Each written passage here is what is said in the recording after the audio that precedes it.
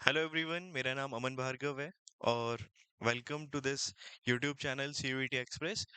तो ये series continue हो रही है। जीटी का जो आपका एग्जाम होता है सीयूईटी का, उस पे मैथ सेक्शन जो आता है उसी की सीरीज है ये।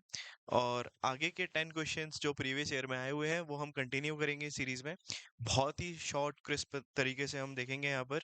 हम लंबा वाला मेथड नहीं करने वाले हैं जो हम स्कूल में करते थे, डेरिवेशंस। हम स्मॉल, मतलब शॉर्ट, जो हम कम टाइम में पेपर में, क्योंकि कम टाइम होता है, वो हम सॉल्व कर सके उस तरीके से देखेंगे। ठीक है, तो आप देखिए मेरे साथ। क्वेश्चन आए तो सबसे पहले पॉज करिए वीडियो को और उसे खुद से सॉल्व करने की कोशिश करिए।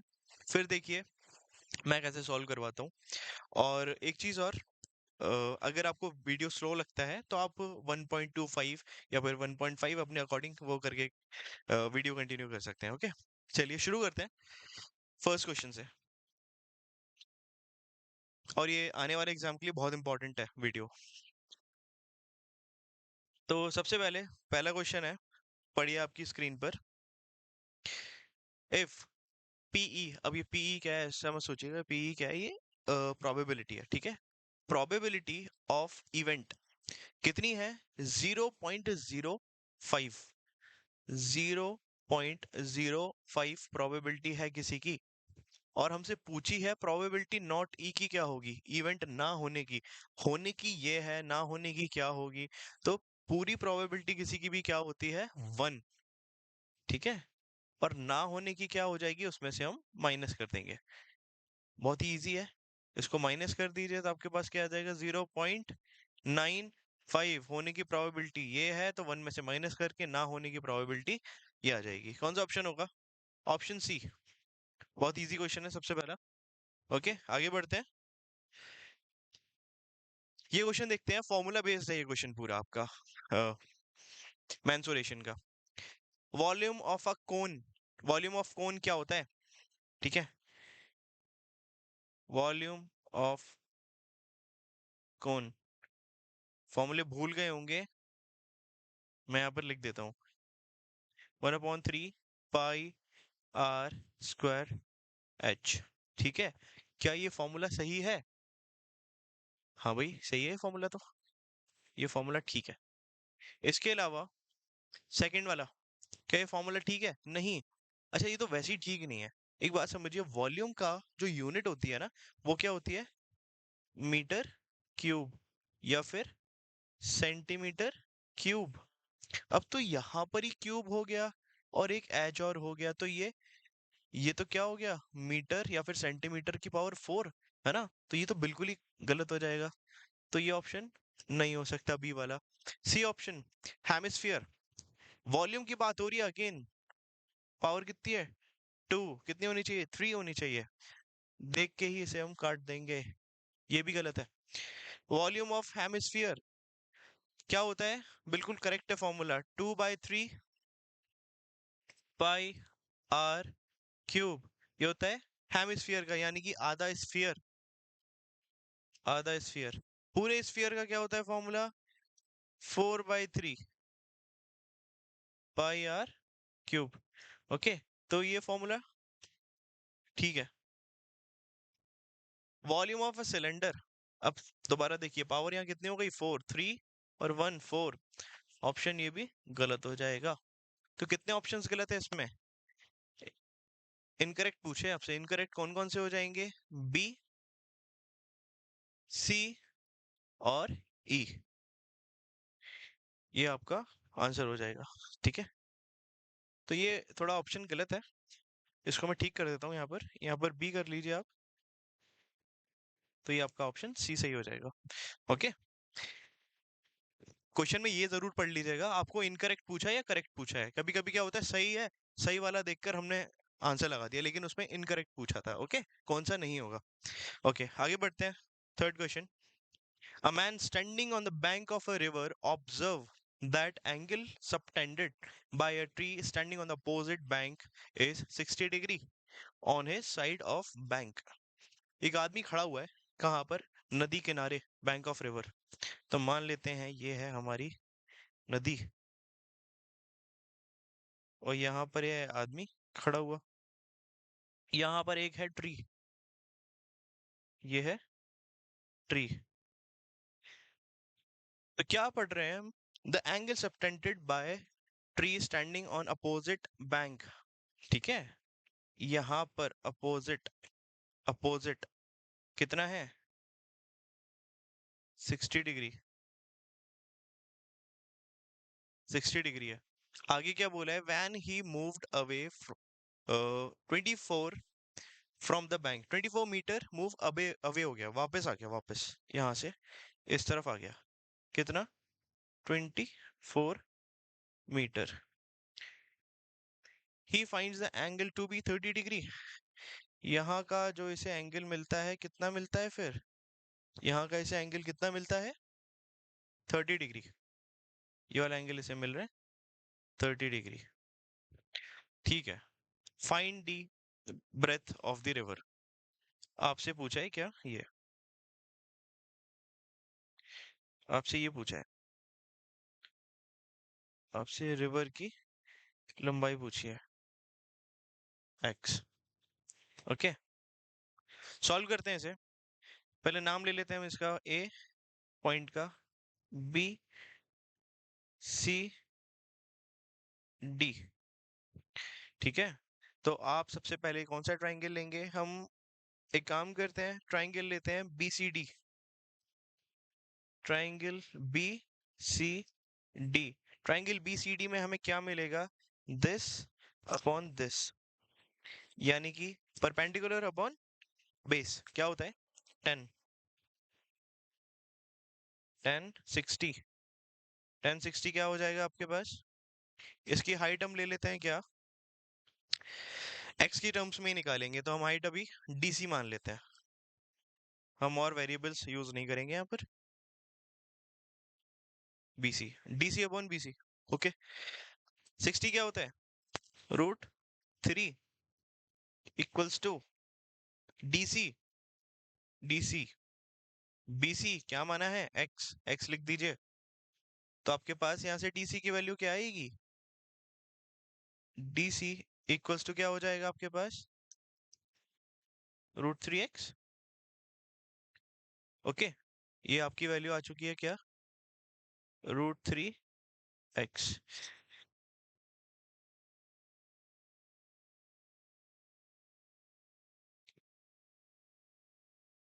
√3x। ओके, डीसी की वैल्यू आ चुकी है। आपको किसकी वैल्यू निकालनी है? एक्स की, यानी कि आपको विड्थ निकालनी है। ओके, मैं यहाँ पर सॉल्व करता हूँ। अब आपको ट्राइंगल देखना है, कौन सा ट्राइंगल? देखिए A D C, A D C. इस ट्राइंगल में आपको क्या लेना है? ये वाला एंगल लेना है, ये वाला एंगल। ठीक है, ये वाला एंगल, ये वाला एंगल अगर आप लेते हैं तो हम लेते हैं यहाँ पर 10 30।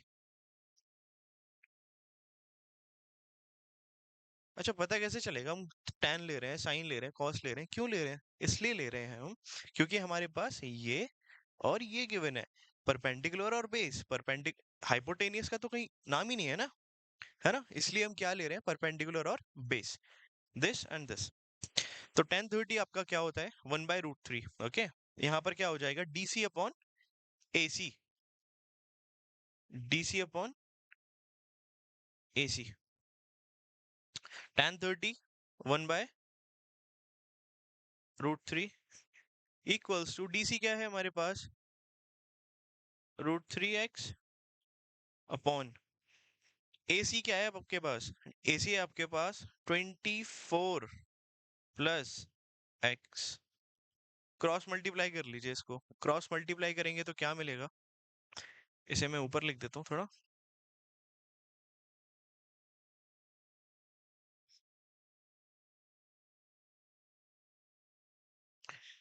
क्रॉस मल्टीप्लाई करेंगे तो आपको यहाँ पर मिलेगा 24 + x इक्वल्स टू √3 × 3, 3 हो जाएगा, 3x। ठीक है, x को उधर भेजेंगे, 2x, 24, x equals to 12 metre. यानी कि आपके पास विड्थ ऑफ रिवर आ गई कितनी, 12। कौन सा ऑप्शन है? First option will be the correct. Okay, समझ में आ रहा है आपको? ठीक है, नेक्स्ट क्वेश्चन पे आगे बढ़ते हैं। If mean of 5 observations is 11, ये 5 ऑब्जर्वेशन दे रखी हैं आपको, 1 2 3 4 5। मीन क्या होता है? अगर मीन बोले या फिर बोले आपको क्या, एवरेज, एक ही बात है। ठीक है, तो एवरेज क्या होता है? x plus 2 plus x+4 plus x+6 plus x+8।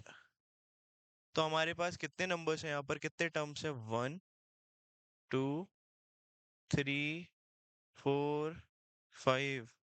Upon क्या करेंगे? एवरेज निकालते हैं तो 5, और इक्वल हमें दे रखा है किसके? 11 के। x कितने हैं? 1 2 3 4 5, तो हो जाएंगे 5x।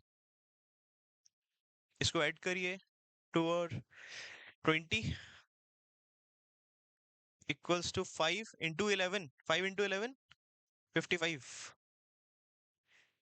x equals to 5x equals to 35, minus करेंगे।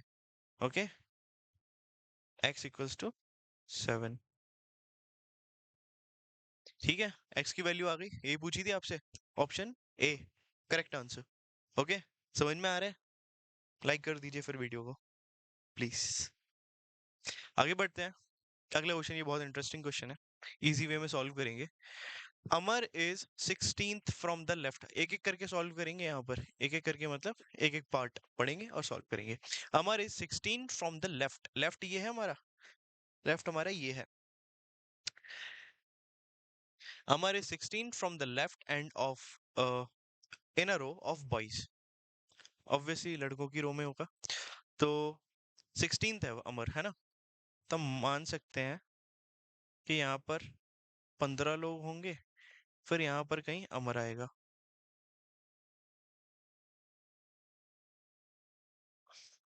यहाँ पर 15 लोग हैं और यहाँ पर कौन है? अमर है ना? यानी कि अमन 16th पोजीशन पर है। आगे क्या बोला है? Vishal is 18th from the right end. अब एक विशाल है, वो क्या है? 18th है, यानी कि उसके पीछे कितने लोग होंगे? 17th होंगे। फिर उसके बाद विशाल होगा कहाँ से? राइट से। और अमर कहाँ से था? लेफ्ट से। ठीक है, ओके। आगे क्या बोला है? Satish is 11th towards the right of Amar, 11th towards the right of Amar, इसके 11th है कौन? सतीश। यानी कि पीछे कितने लोग होंगे? 10, खुद 11 है तो यानी कि 10 लोग पीछे होंगे ना। ओके, आगे क्या बोला है? And third toward right of Vishal, side and. Third है राइट ऑफ विशाल के, ठीक है? यानी कि अगर यहाँ पर विशाल है तो वो थर्ड है, यानी कि यहाँ पर मान लेते हैं हम, ये है सतीश, यहाँ बैठा हुआ है, तो इसके पीछे कितने लोग होंगे? 2। ये कितने हो गए? सतीश खुद कितना हो गया? 1, है ना? तो यहाँ 17 है, तो यहाँ कितने बचे? 3, ये हो गए तो 14। ये समझ लेना, बस बहुत इजी हो जाएगा क्वेश्चन। अगेन दोबारा बताता हूँ, third toward the right of Vishal, Satish Vishal के राइट से थर्ड है। ओके, राइट की तरफ। तो विशाल के आगे कितने लोग होंगे? 2 और एक सतीश, 3 लोग होंगे क्योंकि वो थर्ड है। तो विशाल और सतीश के बीच में 2 लोग हो गए, टोटल 17 थे। 2 और 1 3, तो बचे कितने? 14। ठीक है, ये समझ में आया? तो सतीश के आगे कितने लोग हुए यहाँ पर? 14। ठीक है, अब आप टोटल कर लीजिए, 15 ये हो गए, एक ये खुद हो गया अमर, 10 हो गए, सतीश खुद एक हो गया और ये 14।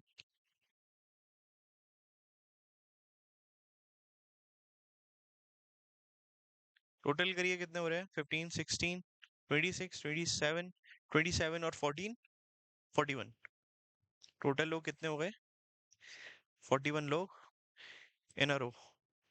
यही पूछा था आपसे, how many boys are there in a row. Okay, तो 41 लोग हो गए। समझ में आया? समझ में नहीं आया तो रिकैप करके दोबारा देखिए, एक बार कॉन्सेप्ट क्लियर होगा तो ऐसे क्वेश्चन दोबारा पूछे जाते हैं, रिपीट क्वेश्चंस होते हैं बहुत ज्यादा। तो प्रीवियस ईयर आपके लिए बहुत इंपॉर्टेंट है। आगे बढ़ते हैं। 6 question, how many 3 digit even number can be transformed from the digit 0 to 9। 0 to 9 कितने नंबर होते हैं, 9 नहीं, 10 नंबर होते हैं। 1 2 3 4 5 6 7 8 9 और एक 0। ठीक है, तो ये है 10 नंबर, 10 डिजिट्स।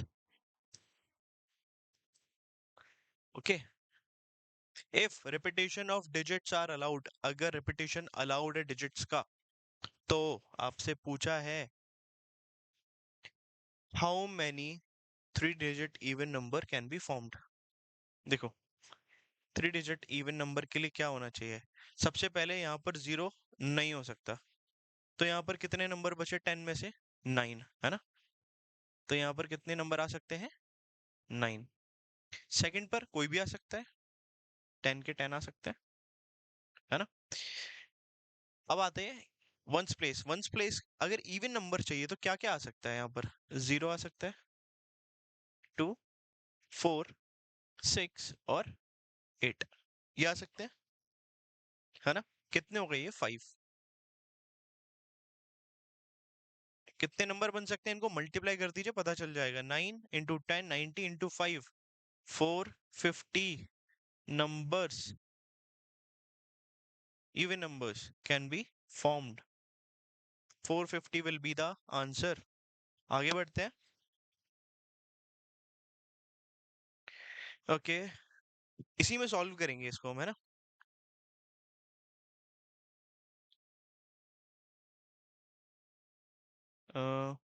कलर चेंज कर लेते हैं, येलो, रेड ले लेते हैं। Okay, if CE is parallel to DB, CE ये है और DB ये है, दोनों एक दूसरे के क्या है, पैरेलल। ये एक दूसरे के पैरेलल है। क्या पूछा है आपसे, एक्स की वैल्यू पूछिए, आपको ये निकालना है। ओके, कैसे निकालेंगे, देखिए बहुत सिंपल तरीका बताता हूँ। पैरेलल लाइंस का आप ऑल्टरनेट एंगल या फिर करस्पॉन्डिंग एंगल से निकाल सकते हैं। देखिए कैसे निकालेंगे, दो तरीके हैं इसके। या तो मैं इसको थोड़ा सा ना एक्सटेंड कर लेता हूँ,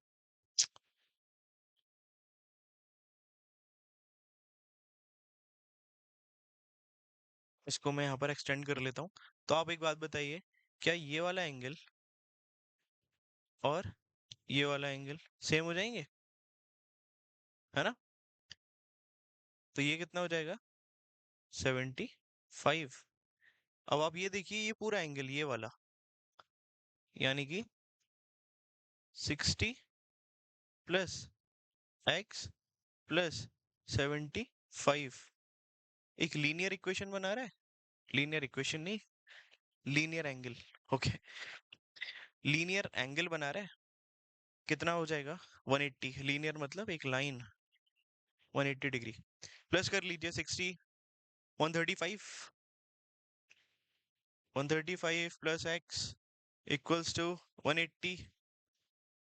माइनस करेंगे, 180 माइनस 135, 135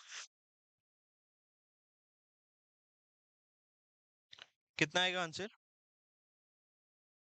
45।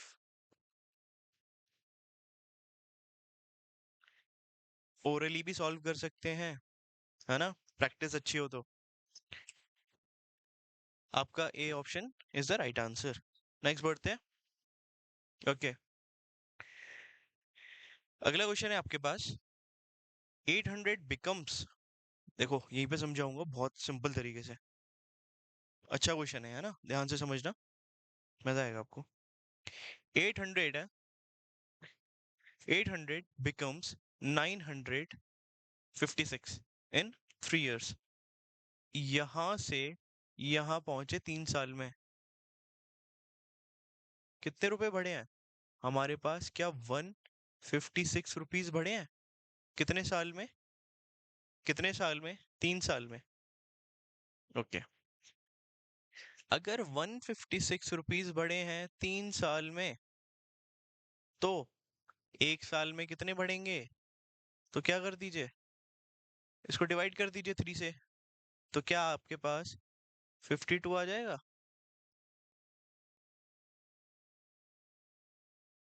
52 आ जाएगा 1 साल में। ओके,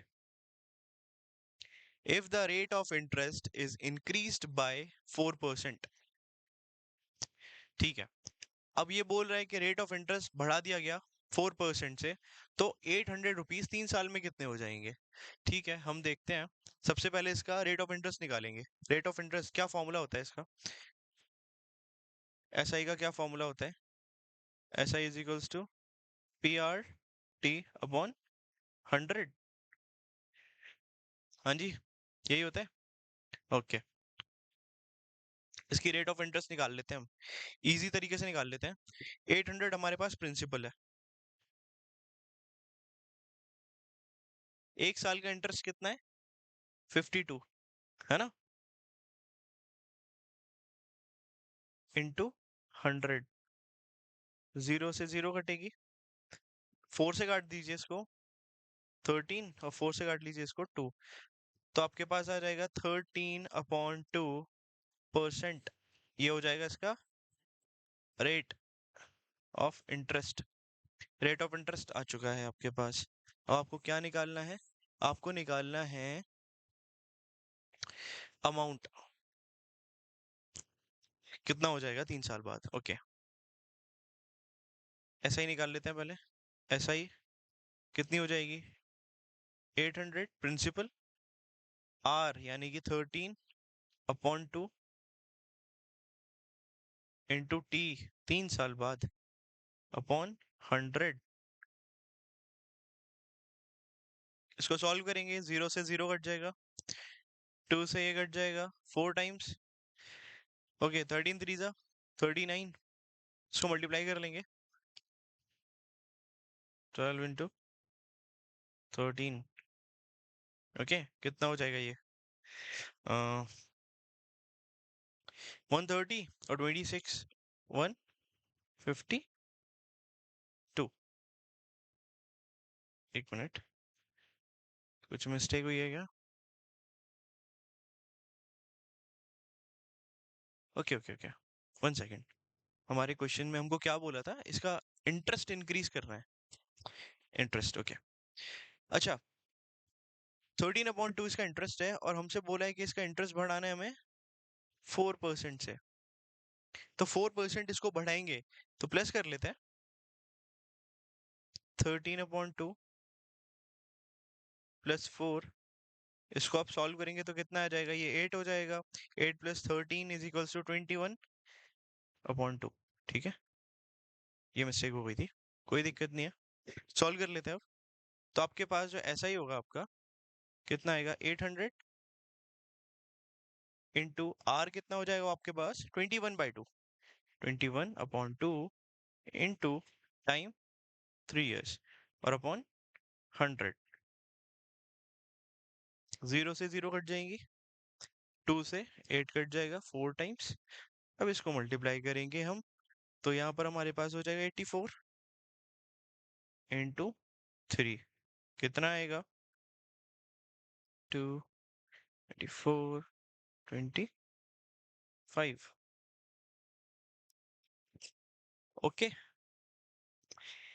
आपसे पूछा है अमाउंट। अमाउंट क्या होता है? Principal plus simple interest. Amount equals to principal plus interest. Interest कोई सा भी, सिंपल इंटरेस्ट है, कंपाउंड इंटरेस्ट, कोई भी हो सकता है। तो प्रिंसिपल कितना है आपके पास? 800 प्लस 252, प्लस करके कितना आएगा? 1052 रुपीज। ये आपका आंसर हो जाएगा। ओके, क्लियर है? कौन सा ऑप्शन होगा? Option C will be the right answer. आगे बढ़ते हैं, क्वेश्चन नंबर 9। ओके, इसका बहुत इंटरेस्टिंग तरीका बताऊंगा, खुद सॉल्व करने की कोशिश करो आप। अगर आपको प्रॉफिट एंड लॉस आता है तो एक बार ट्राई करना, ठीक है। क्वेश्चन पढ़ते हैं। A trader sold half of his articles at 60% profit. आधे आर्टिकल यानी कि 100 आर्टिकल थे तो 50 उसने 60% प्रॉफिट पे सेल कर दिए। Half of the remaining at 20% loss. आधे बचे हुए 20% लॉस पर सेल करे। And the rest was sold at the cost price. बाकी बचे हुए कॉस्ट प्राइस पर बेच दिए, कॉस्ट प्राइस पर ही बेच दिए, मतलब ना प्रॉफिट हुआ ना लॉस हुआ, यानी कि प्रॉफिट कितना, जीरो, लॉस कितना, जीरो। ओके, एक बात समझ लीजिए, प्रॉफिट लॉस जब भी देखेंगे तो प्रॉफिट प्लस में देखेंगे, लॉस माइनस में। ओके, अब देख लेते हैं। देखो यहाँ पे लिख देता हूं मैं, प्रॉफिट हम देखेंगे प्लस में, प्रॉफिट देखेंगे हम प्लस में, और लॉस हम देखेंगे माइनस में। Half of is good at 60%, यानी कि हम मान लेते हैं 1/2 उसने बेचे 60% प्रॉफिट में। आगे हाफ ऑफ द रिमेनिंग, ये रिमेनिंग बहुत इंपॉर्टेंट है, पूरा क्वेश्चन गलत करा देगा नहीं तो। हाफ ऑफ द रिमेनिंग यानी कि 1/2 बचा है, नहीं, 1/2 बचा है, इसका हाफ, इसका हाफ, जो कि कितना हो जाएगा, 1/4, है ना। इसको बेचा है उसने 20% लॉस में, तो मैं माइनस में लिख रहा हूँ, ठीक है। अच्छा, अब इसको हटा देता हूँ, चलो लिखा रहने दो, कोई नहीं, आपको ये देखना है। 1/2 इसने 60% प्रॉफिट में बेचा, 1/4 उसने -20% यानी कि लॉस में बेचा। अब बाकी का बचा हुआ कोई चीज टोटल क्या होती है, 1। अगर एक है 1/2, दूसरा है 1/4, तो बचा हुआ क्या हो जाएगा, x। इसको सॉल्व करेंगे तो हमारे पास आएगी वैल्यू 1/4। तो आपका बचा हुआ क्या हुआ, 1/4 रिमेनिंग। इसको उसने बेचा है 0% पे, यानी कि नो लॉस नो प्रॉफिट, ठीक है। आपको बताना है अब ओवरऑल गेन या लॉस क्या हुआ, ठीक है। एक चीज समझिए, यहाँ पर टोटल आर्टिकल हमें फ्रैक्शन में दिए हुए हैं, हम इसको फ्रैक्शन में ना रख के हम इसको होल नंबर में ले लेते हैं। अगर मैं सबका मल्टीप्लाई कर दूं यहाँ पर 4 से, सबका मल्टीप्लाई 4 से कर दूं, तो कितने आर्टिकल्स हो गए, यहाँ पर 2 हो गए, यहाँ पर कितने हो गए, 4 इंटू 1/4, 1, और यहाँ पर भी 1। अच्छा, ये मैं क्या कर रहा हूँ एक बार समझा देता हूँ आपको। हमारे पास कोई दिया है इसने कितने आर्टिकल से, नहीं दिया हुआ है, ठीक है। तो मैं 100 भी ले सकता हूँ, 4 भी ले सकता हूँ, 10 भी ले सकता हूँ। मैंने यहाँ पर 4 क्यों लिया है, क्योंकि 2 से इजीली कट जाएगा, 4 से, और 4 से इजीली कट जाएगा। तो मैंने मान लिया यहाँ पर मेरे पास 4 आर्टिकल्स थे टोटल, इसीलिए यहाँ पर 2 हो गए, और यहाँ पर 1 और 1, ठीक है। Half, half of the remaining, जो कि क्वेश्चन में दिया था। इनका परसेंटेज कितना है हमारे पास, 120 मल्टीप्लाई करने पे। इसका कितना आया, -20। इसका कितना आया, 0। टोटल आर्टिकल्स कितने थे, 1 2 3 4। इसको कर दीजिए 4, यहाँ पर करेंगे प्लस, इसे रखेंगे ब्रैकेट में क्योंकि माइनस का, यहाँ पर करेंगे प्लस। इसे करिए सॉल्व, कितना आएगा, 120 -20 अपॉन 4, यानी कि आपका आंसर कितना होगा यहाँ पर, 100/4। 100/4 क्या होता है, हाँ जी बिल्कुल सही, 25%। प्लस में आया माइनस में, प्लस में आया है, तो क्या हुआ है, हमारा गेन हुआ है यहाँ पर। Option D will be the correct answer. Okay, मजा आ रहा है आपको, ठीक है। आगे बढ़ते हैं, लास्ट क्वेश्चन है ये, है ना। देखते हैं, रेशियो से सॉल्व करेंगे, मजा आएगा आपको। ऐसे क्वेश्चन यहाँ पर अगर प्रैक्टिस कर लिए ना आपने, तो आगे जाके जो पेपर होगा आपका इजीली सॉल्व हो जाएंगे सारे questions. By selling a book for इतने, यानी कि सेलिंग, यानी कि एसपी दे रखा है हमको 250 रुपीज, डॉलर कुछ नहीं दिया है, कोई बात नहीं, हम कुछ भी मान लेते हैं, दिरहम मान लो आप। Loss percentage 10%, loss percentage is 10%। Percentage को फ्रैक्शन में कन्वर्ट करने का क्या तरीका है? 100 से डिवाइड कर दो तो क्या ये 1/10 हो जाएगा। ओके, नीचे वाला हमेशा क्या होता है? नीचे वाला क्या होता है? सीपी। अगर आपने पिछली वाली वीडियो नहीं देखी है ना तो वो भी देख लीजिएगा, उसमें मैंने थोड़ा एक्सप्लेन किया हुआ है। कोई नहीं, मैं यहाँ पे भी एक्सप्लेन करूंगा। नीचे वाला सीपी है, ऊपर वाला क्या होगा? लॉस, क्योंकि लॉस की बात हो रही है, प्रॉफिट की बात हो रही होती तो प्रॉफिट हो जाता। ओके। ओके, ठीक है। अच्छा, अच्छा एक चीज समझिए, यहाँ पर 10 रुपए में खरीदा है उसने और एक का उसे लॉस हुआ है, लॉस हुआ है तो सेलिंग प्राइस कम होगा या ज्यादा? लॉस हुआ है तो सेलिंग प्राइस क्या होगा? कम। ठीक है, तो यहाँ पर हम क्या मान सकते हैं? एसपी इसका क्या रहा होगा? 9। क्या एसपी 9 रहा होगा? क्यों रहा होगा 9? इसलिए रहा होगा भाई, सीपी 10 में खरीदा था, एक के लॉस पे बेचा तो 9 पे बेचा होगा। क्या मैं बोल सकता हूँ यहाँ पर 9 यूनिट की वैल्यू है यहाँ पर 250?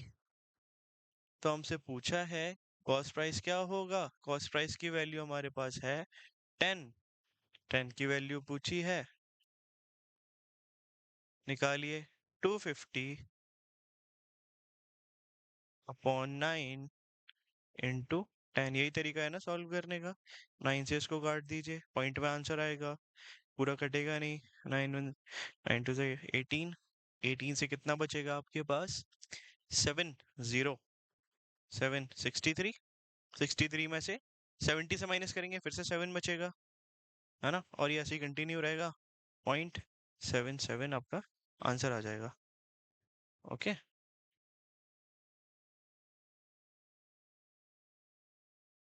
कौन सा ऑप्शन है सही? यहाँ पर डेसिमल है, कौन सा ऑप्शन है? ए।